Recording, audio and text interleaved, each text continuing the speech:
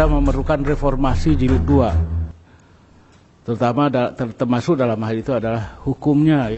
Penegakan hukum kita ini kan sejak, kalau kita lihat dari kasus Sambo saja, FS Sambo, saya sebetulnya kita nggak mau bicara, tapi itu memperlihatkan betapa hukum kita itu ya direbahkan oleh para penegak hukumnya sendiri.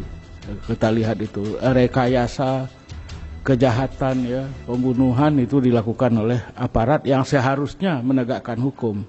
Masih terjadi apa yang disebut sebagai police brutality, penggunaan kekerasan yang berlebih-lebihan. Sampai kemarin pun juga masih ada beredar itu anak-anak kita, mahasiswa kita demo digebuki habis-habisan. Nah, itu berlebih-lebihan. Karena itulah kalau ini terus berkelanjutan, maka Indonesia bisa menjurus ke arah atau menjadi failed state, negara gagal. Apa itu negara gagal? Negara gagal itu adalah negara yang tidak bisa menegakkan hukum. Keadilan ini ya termasuk terutama keadilan dalam bidang hukum. Yang kemarin itu kan rame. Kenapa Putri belum ditahan? Sementara ada ibu-ibu yang harus menyusukan anaknya, ya, memberi ASI anaknya dimasukkan ke penjara. Padahal kesalahannya nggak sampai membunuh orang gitu. Ini tidak ada keadilan hukum selain kita bicara misalnya keadilan ekonomi. Padahal soal keadilan itu sudah menjadi sila kelima Pancasila, keadilan sosial, dan juga di pasal 34 ayat 1 dan 2 Undang-Undang Dasar 1945. Di Indonesia ini ironis. Orangnya katanya Pancasilais, orangnya katanya religius, tapi nggak malu-malu korupsi gitu. Nah ini kan gawat itu. Bahkan di perguruan tinggi pun ya rektor malah memunguti duit ya.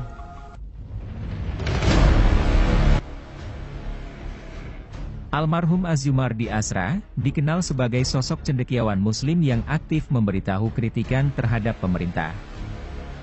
Meski menjadi pemimpin Dewan Pers, lembaga yang sebagian dananya dari pemerintah, tidak menyurutkan sikap guru besar UIN Syarif Hidayatullah Jakarta ini untuk mengkritisi penguasa. Hukum, ya. Saya kira agenda pembaharuan hukum, reformasi hukum kita semakin berat tahun-tahun yang akan datang. Ya, dalam beberapa tahun saja sejak 2019 ini banyak hukum yang harus kita, undang-undang yang harus kita rombak lagi, ya, harus kita reformasi. Saya menyebutnya sebagai reformasi jilid 2. Mulai dari undang-undang KPK misalnya ya hari ini di sebuah media dikatakan para pelaku korupsi itu mendapatkan remisi besar-besaran, mendapatkan diskon hukuman besar-besaran. Bagaimana korupsi bisa habis? Tadi kan di janji wisudawan ada wisuda, tadi kan ada ini ya, tidak korupsi ya. Bagaimana kalau pejabat-pejabat publik kita nggak korupsi, kalau misalnya hukumannya itu begitu lenient itu begitu lunak ya, begitu lunak.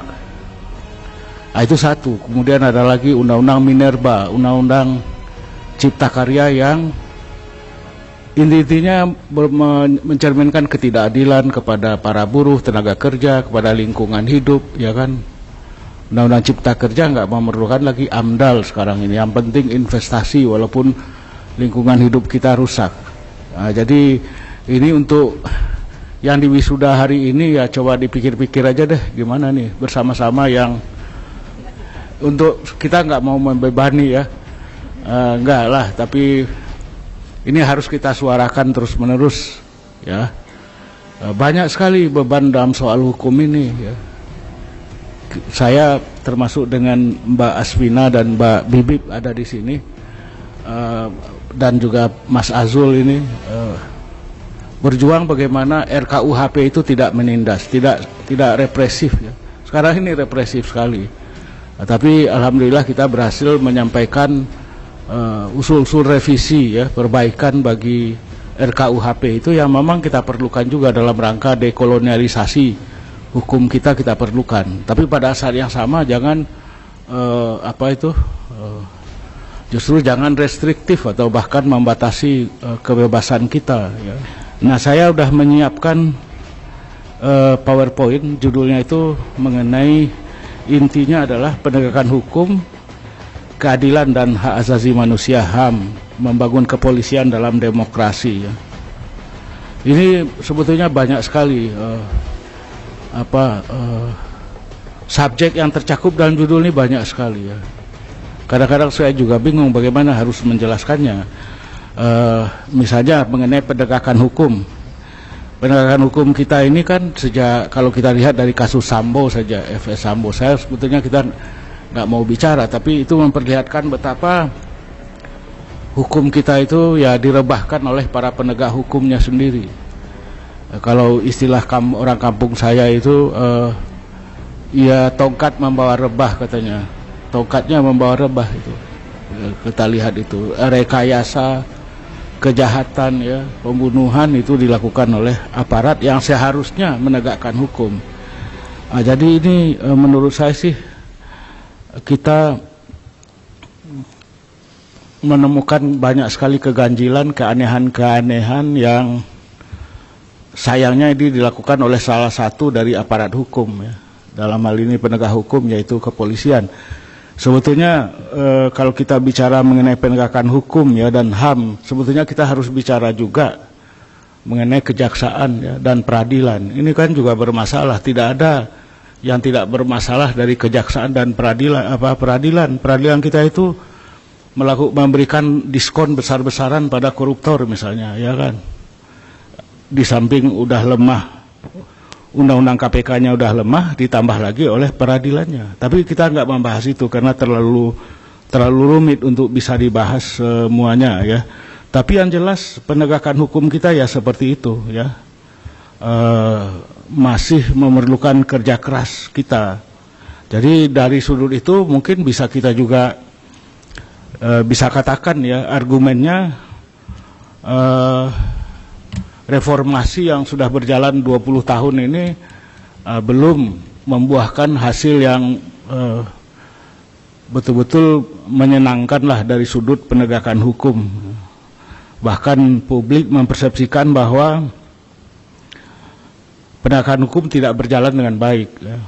Itu tajam ke atas, tajam ke bawah, tumpul ke atas, tajam ke atas misalnya.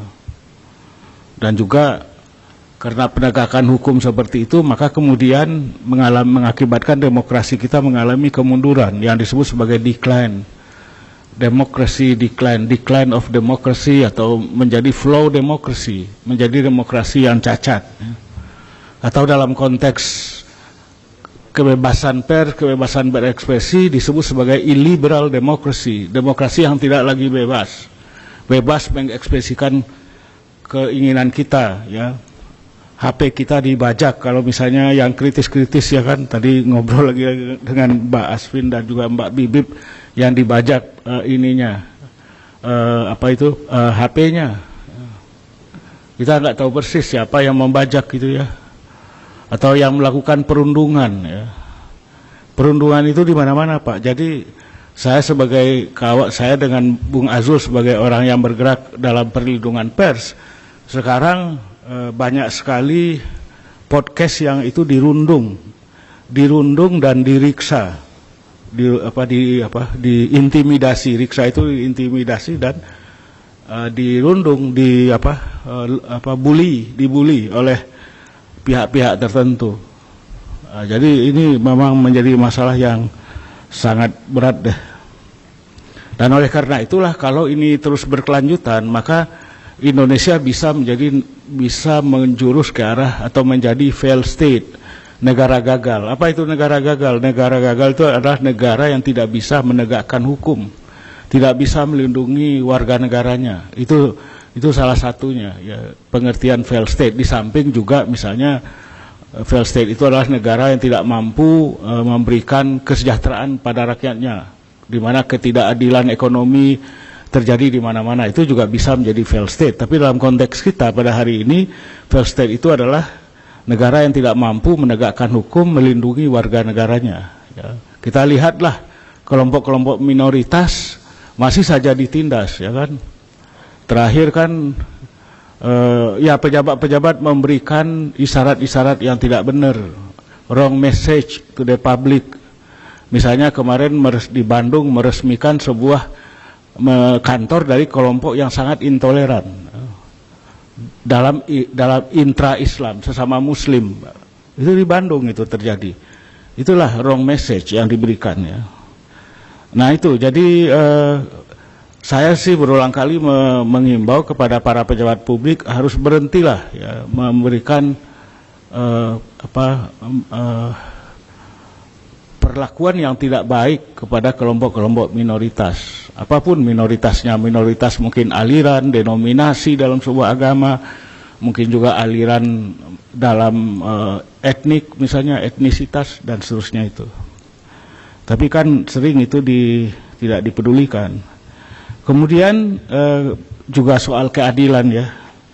Keadilan ini ya termasuk terutama keadilan dalam bidang hukum. Ya. Yang kemarin itu kan rame. Kenapa putri belum ditahan? Sementara ada ibu-ibu yang harus menyusukan anaknya, ya, memberi ASI anaknya dimasukkan ke penjara. Padahal kesalahannya nggak sampai membunuh orang itu. Ini tidak ada keadilan hukum selain kita bicara misalnya keadilan ekonomi. Padahal soal keadilan itu sudah menjadi sila kelima Pancasila, keadilan sosial, dan juga di pasal 34 ayat 1 dan 2 Undang-Undang Dasar 1945. Nah ini memang berbahaya. Jadi ketidakadilan yang semakin meluas ini baik dari sudut hukum dan ekonomi ini memunculkan potensi insurgensi, bisa menimbulkan ledakan-ledakan yang disebut dengan social revolution, bisa menimbulkan itu, social unrest gitu kan, seperti itu. Maka kemudian dalam hal ini para penegak hukum yang kita bahas, yang saya kebetulan bahas pada hari ini, atau bukan bahas, kemukakan pada hari ini menyangkut Polri, maka Polri harus direformasi. Menurut saya sih reformasi ya, reformasi baik internalnya, jadi struktur-struktur ekstra yang sebetulnya nggak perlu, yang tiba-tiba muncul, tiba-tiba ada dan lebih berkuasa, sering disebut bahkan Menko Polhukam menyebutnya sebagai mafia dalam mafia atau mabes di dalam mabes gitu. Itu harus dihapuskan. Sekarang sih katanya sih udah dihapuskan, tapi tidak jelas juga ada SK penghapusannya atau tidak gitu. Ini kan yang terjadi seperti itu. Kemudian reformasi yang diperlukan juga adalah, saya kira sudah banyak dibahas juga dan saya juga sudah tulis di Kompas. Mungkin saya kira kepolisian ini perlu ditempatkan di bawah kementerian. Apakah Kementerian Dalam Negeri atau ada yang menyebut di Kejaksaan, ya kan?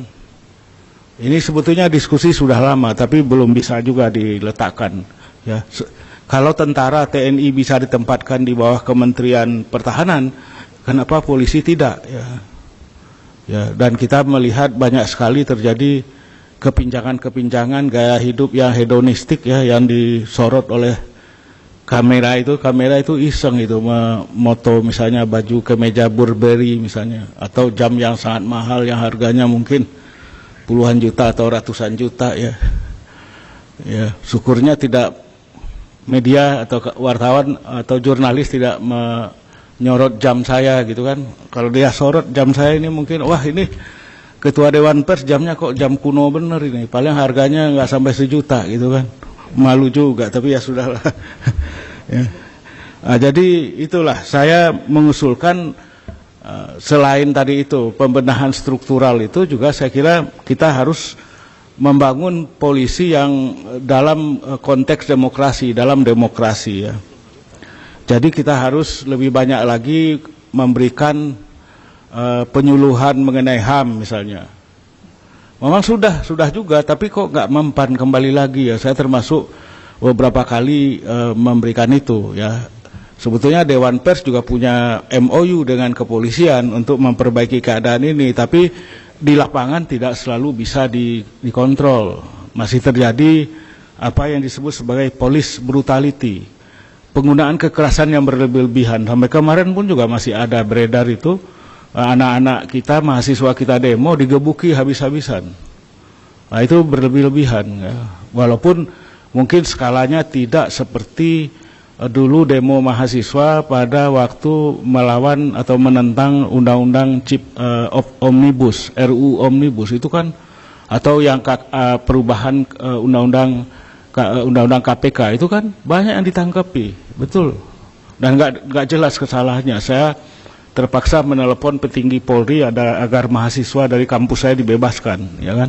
Memang dibebaskan juga, tapi nggak jelas itu. Nah, ini jadi budayanya itu masih militeristik, gitu. Ini yang harus diubah, saya kira. Harus diberikan kuliah-kuliah atau materi-materi yang terkait dengan HAM, kerjasama. Ya, saya kira mungkin Jentera, saya nggak tahu sudah kali ya, kerjasama dengan kepolisian Pak, kasih kursus HAM ini, benar. Bagaimana menegakkan keadilan, sebetulnya mereka terbuka juga, ya kan.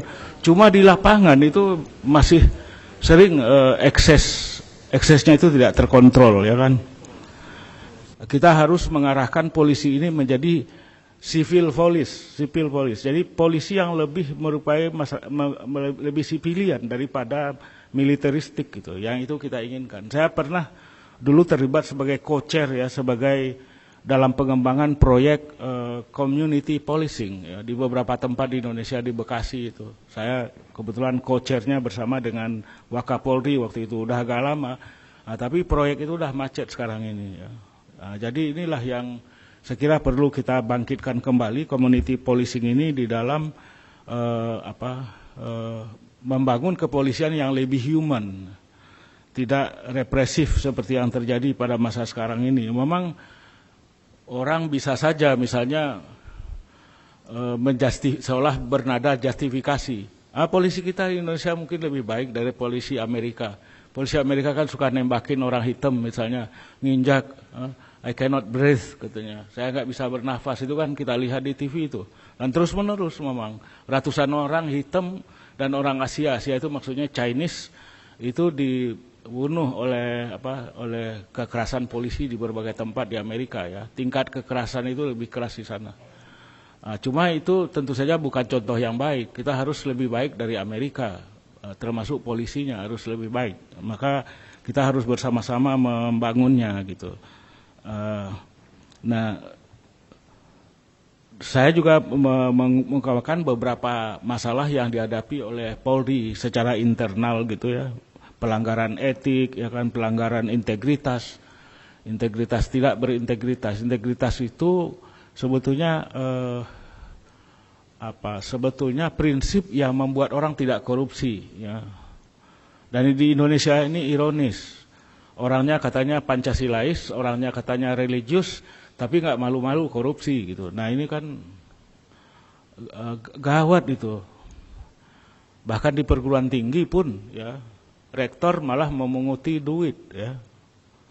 Saya nggak usah sebutkan, udah baca semua lah itu kan. Walaupun tentu saja kita nggak bisa mengeneralisir bahwa kebanyakan rektor seperti itu mungkin lebih kasuistik lah seperti itu. Tapi gejala-gejala seperti ini mencemaskan integritas. Jadi integritasnya ini harus kita bangun ya, sehingga kemudian kita bisa memiliki polisi yang teguh ya.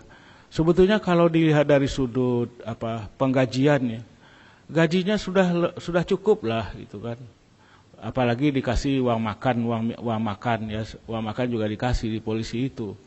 Ya, jadi nggak jelek-jelek amat lah sebetulnya. Jadi tidak perlulah korupsi.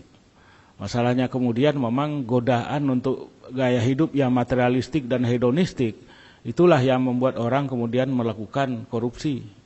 Korupsi by greed, karena kerakusan, bukan corruption by need.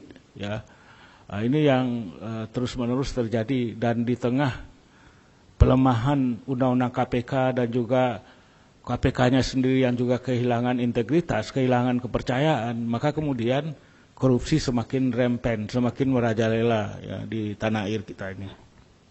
Jadi Bapak dan Ibu sekalian, pada akhirnya saya ingin menekankan bahwa perlu kemitraan, penguatan kemitraan kepolisian dengan publik, dengan masyarakat, dengan warga. Ya.